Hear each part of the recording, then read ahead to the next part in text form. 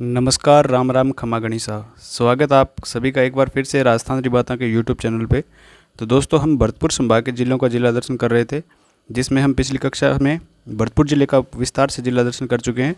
आज हम बात करने वाले हैं नए ज़िले डीग की। तो चलिए शुरू करते हैं डीग जिला दर्शन। Let's go. सबसे पहले हम देखते हैं जिला बनने की घोषणा। तो डीग ज़िले की जिला बनने की घोषणा की गई थी अपने 17 मार्च 2023 को, और ये सिफारिश जो की गई थी नया ज़िला बनाने की राम लोभाया समिति के द्वारा की गई थी। तो राम लोभाया समिति की सिफारिश पर इसको नया ज़िला बनाने की घोषणा की गई 17 मार्च 2023 को। इसके बाद मंत्रिमंडल द्वारा इसको मंजूरी मिली 4 अगस्त 2023 को। फिर अधिसूचना जारी की गई 6 अगस्त 2023 को। फिर हम मनाते हैं डीग का स्थापना दिवस 7 अगस्त 2023 को। यानी कि राजस्थान के जो सभी नए ज़िले बने हैं, कुल मिलाकर अब राजस्थान में 41 ज़िले हो चुके हैं। तो जो भी नए ज़िले हैं अपने राजस्थान के, उन सभी का जो स्थापना दिवस है 7 अगस्त 2023 को ही है। तो इसमें कोई ज़्यादा बड़ी बात नहीं है, आप इस 1 तारीख से ही सभी ज़िलों का, नए ज़िलों का याद रख सकते हो। इसके बाद हम बात करें इसके उद्घाटनकर्ता की, तो विश्वेंद्र नाथ सिंह के द्वारा इसका उद्घाटन किया गया, जो कि तत्कालीन पर्यटन मंत्री रहे हैं। फिर इसके प्रथम जिला कलेक्टर रहे हैं शरद मेहरा, और प्रथम पुलिस अधीक्षक की बात करें तो अरशद अली इसके प्रथम पुलिस अधीक्षक थे। अब बात करें डीग जिले के प्राचीन नामों की, तो इसको दिरगापुर या दिरगपुर के प्राचीन नाम से जाना जाता था। तो दिरगापुर या फिर दिरगपुर के प्राचीन नाम से जाना जाता था। और उपनामों की बात करें हम, तो उपनामों में इसको फुहारों की नगरी या फिर जल महलों की नगरी के नाम से जाना जाता है। तो जल महलों की नगरी हो गया एक तो, और ये फिर हो गया फुहारों की नगरी, या फिर आप फुहारों की नगरी के नाम से भी इसको जानते हो। तो ये नया ज़िला बनाया कौन से ज़िले से गया, इसकी बात भी कर लेते हैं। तो डीग को भरतपुर ज़िले से अलग करके बनाया गया, जिसमें भरतपुर ज़िले की डीग, जनुथर, कुम्हेर, राहर, नगर, सिकरी, कामा, जुराहर व पहाड़ी तहसीलों को मिलाकर इसको नया ज़िला बनाया गया है। इस प्रकार से इसमें 9 तहसीलें हो जाती है, जो कि हैं डीग, जनुथर, कुम्हेर, राहर, नगर, सिकरी, कामा, जुराहर और पहाड़ी। इसके बाद इसमें 5 उपखंड हो जाते हैं, जो कि हैं कुम्हेर, नगर, सिकरी, कामा और पहाड़ी। और विधानसभा क्षेत्रों की बात करें तो डीग में 3 विधानसभा क्षेत्र आते हैं, डीग, कुम्हेर, एक नगर है और एक कामा है। ये 3 विधानसभा क्षेत्र हो गए। अब इसकी स्थलीय सीमा की बात की जाए तो अपने पड़ोसी राज्य जो हरियाणा है और उत्तर प्रदेश, इन 2 राज्यों के साथ डीग जिला अपनी सीमा साझा करता है। और अपने राजस्थान के ज़िलों से देखा जाए तो भरतपुर और अलवर ज़िलों के साथ अपनी सीमा साझा करता है। तो ये होगी मुख्य विशेषताएं डीग जिले की। इसके बाद हम बात करते हैं इसके भौगोलिक स्वरूप यानी भौगोलिक विशेषताओं की। तो इसमें बात की जाए जलवायु की, तो यहाँ पे आर्द्र प्रकार की जलवायु डीग जिले में पाई जाती है। अगर कोपेन के जलवायु वर्गीकरण को देखा जाए तो यहाँ पे CWG प्रकार की जलवायु पाई जाती है। तो CWG प्रकार की कोपेन के अनुसार यहाँ पे पाई जाएगी। थोरनवेट का जलवायु वर्गीकरण देखें तो यहाँ पे थोरनवेट के अनुसार अपने को पाई जाती है DA-W प्रकार की जलवायु। तो ये हो गया थोरनवेट का जलवायु वर्गीकरण, इसके DA-W। और त्रिवार्था का जलवायु वर्गीकरण हम देखें तो यहाँ पे CAW प्रकार की जलवायु त्रिवार्था के अनुसार पाई जाती है। तो ये वैज्ञानिकों का जलवायु वर्गीकरण हो गया। इसके बाद हम यहाँ की मिट्टी की बात करें तो यहाँ पे जलोढ़ या फिर आप कछारी भी कहते हो इसको, या फिर दोमट प्रकार की मृदा, या फिर इसे कांप मिट्टी का भी कहा जाता है।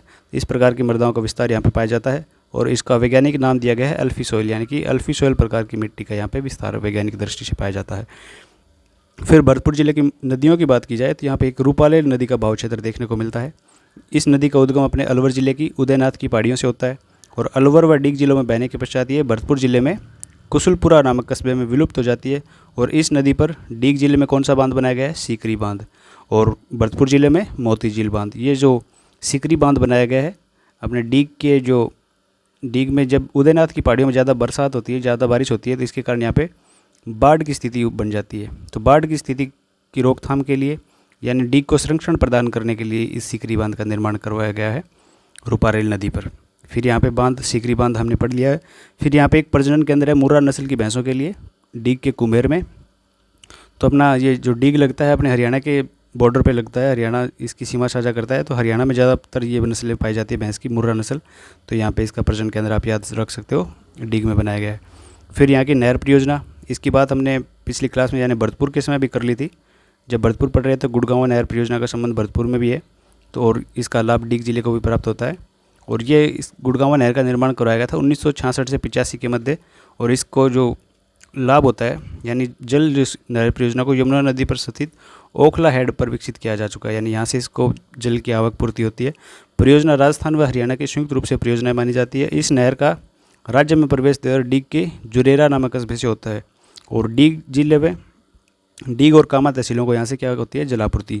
और इस नहर को वर्तमान में पश्चिमी यमुना लिंक नहर परियोजना के नाम से जाना, यानी इसका नया नाम बन गया अभी पश्चिमी यमुना लिंक नहर परियोजना। तो ये अब नया नाम भी ध्यान में रखना, इसका क्या बन गया है। इसकी कुल लंबाई कितनी है, 58 किलोमीटर है।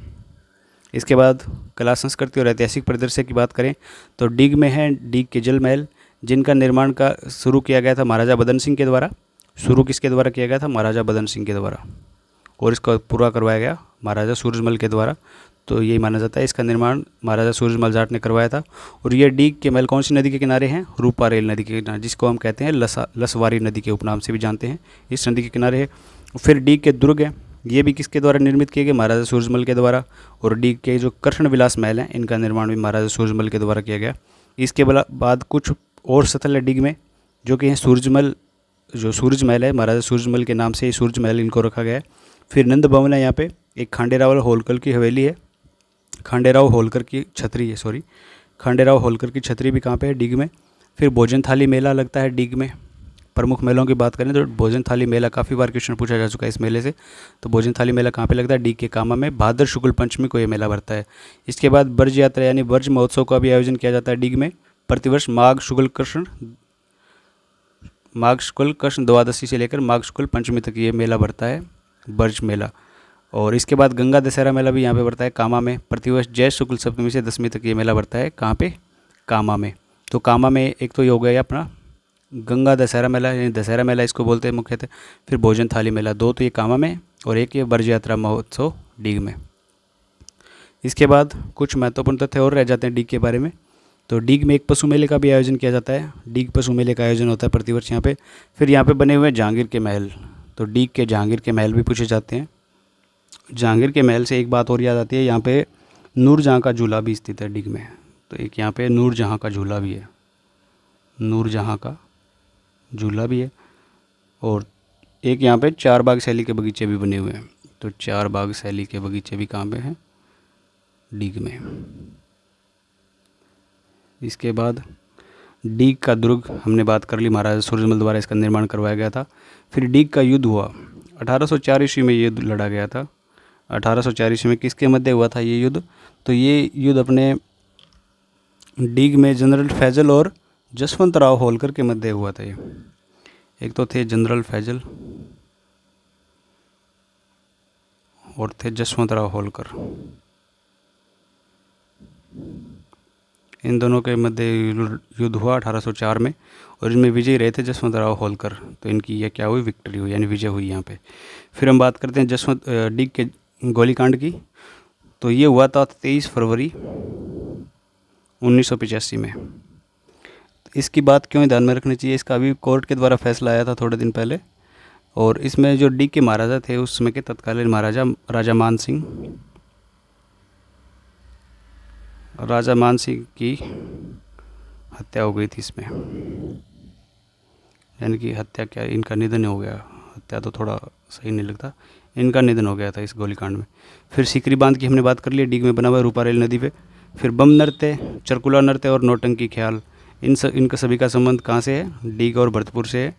बाकी ये नृत्य और ये ख्याल, इनका संबंध डीग और भरतपुर दोनों से ही आता है।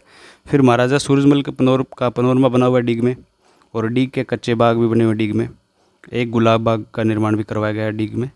फिर डीग का जो तहसील आती है कामा, इसकी भी बात कर लेते हैं। तो डीग की कामा को प्राचीन काल में यानी कि महाभारत काल में इसका एक नाम देखने को मिलता है।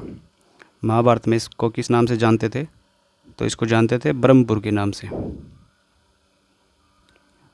और कालांतर में इसका नाम परिवर्तित करके क्या हो गया, कामा बन गया। फिर कामा में बने हुए कामेश्वर महादेव जी के मंदिर, चंद्रमा का मंदिर भी है यहाँ पे। और ब्रज महोत्सव की बात हमने कर ली, कामा में आयोजित होता है। फिर कुम्हेर तहसील आती है, इसका प्राचीन नाम क्या देखने को मिलता है, कुम्हेरपुर। तो कुम्हेरपुर इसका प्राचीन नाम था। कुम्हेर में एक कुम्हेर का दुर्ग भी बना हुआ है, और हरियाली तीज भी यहाँ की प्रसिद्ध है। और कुम्हेर में बने हुए एक होलकर के मंदिर। इसके बाद डीग की एक राहर पंचायत है, जो कि राज्य की प्रथम कैशलेस पंचायत के रूप में जानी जाती है। करंट का क्वेश्चन बनता है, राज्य की प्रथम कैशलेस पंचायत कौन सी हो जाती है, राहर पंचायत। इसके बाद राज्य का प्रथम सहकारी बैंक है, इसकी स्थापना भी कहाँ की गई थी, डीग में। तो राज्य के प्रथम सहकारी बैंक की स्थापना और राहर पंचायत, ये करंट के फैक्ट बनते हैं। फिर एक स्वामी हरिदास जी का संबंध भी डीग से आता है। और जो भरतपुर रियासत रही थी, रियासत काल में डीग इसकी क्या रही थी, भरतपुर की राजधानी। तो भरतपुर की राजधानी डीग रही है। अब वर्तमान में डीग को भरतपुर से अलग करके नया ज़िला बना दिया गया है। तो ये सारे इंपॉर्टेंट फैक्ट हमने डीग के बारे में चर्चा में ले लिए हैं। आशा करता हूँ कि आपको ये क्लास हेल्पफुल साबित होगी। अगर थोड़ी सी भी मेहनत आपको अच्छी लगे तो क्लास को लाइक करना, अपने दोस्तों के साथ भी शेयर करना ताकि उनको भी फ़ायदा पहुँचे। अगर आपने अभी तक चैनल को सब्सक्राइब नहीं किया तो कर लेना, क्योंकि पूरा जिला दर्शन आपको यहाँ पे करवाया जाएगा और जीके के और भी इम्पोर्टेंट क्लासेस आपको मिलती रहेगी। तो वीडियो के अंत तक बने रहने के लिए आपका बहुत बहुत धन्यवाद। मिलते हैं अगली क्लास में एक नए ज़िले के साथ। तब तक के लिए जय राजस्थान।